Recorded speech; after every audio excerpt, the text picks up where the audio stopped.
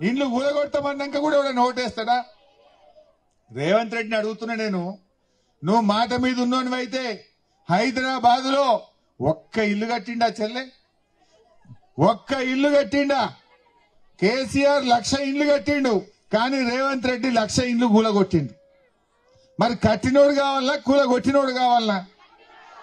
బాగా ఆలోచించండి.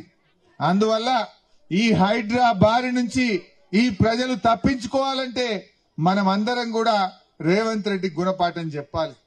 ఇది 4 లక్షల మంది జూబ్లీ హిల్స్ భవిష్యత్తు కాదు, 4 కోట్ల ప్రజలు మీ దిక్కు చూస్తున్నారు.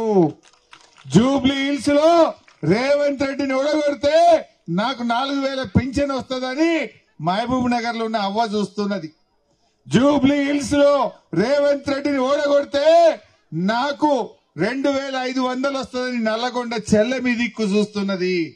జూబ్లీ హిల్స్ లో ఈ రేవంత్ రెడ్డికి కర్రు గాల్చి వాత పెడితే నాకు 15,000 రైతు బంధు వస్తుందని కరీంనగర్ రైతన్న మీ దిక్కు చూస్తున్నాడు. మరి ఆలోచన చెయ్యండి. ఎన్ని చెప్పిండి చెల్లె? మీ పిల్లలకు కాలేజీలు బంద్ అయ్యి ఇళ్లలోనే ఉంటున్నారు. ఇప్పుడు బంద్ అయినాయా కాలేజీలు? పిల్లలు ఈ అమ్మాయి పోతలేదా కాలేజీ?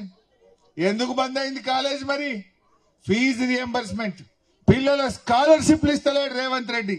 స్కాలర్షిప్లు బంద్ పెడితే కాలేజీలు బంద్ అయినాయి. అదే కేసీఆర్ ఉండగా కరోనా వచ్చినా బాధలున్నా పిల్లల స్కాలర్షిప్ ఇచ్చిండు, పిల్లల్ని మంచిగా చదివించిండు మన కేసీఆర్.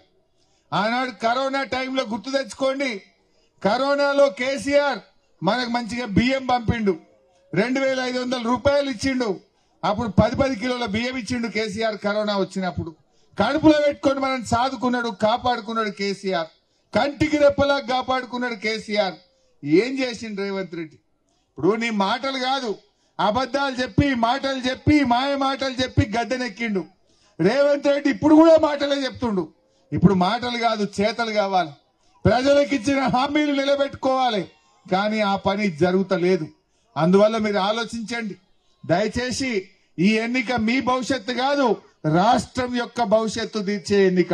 రాష్ట్రంలో ఈ రేవంత్ రెడ్డి అరాచక పాలనకు చరమ గీతం పాడాలంటే మనం ఈ ప్రభుత్వాన్ని ఓడించాల్సినటువంటి అవసరం ఉంది.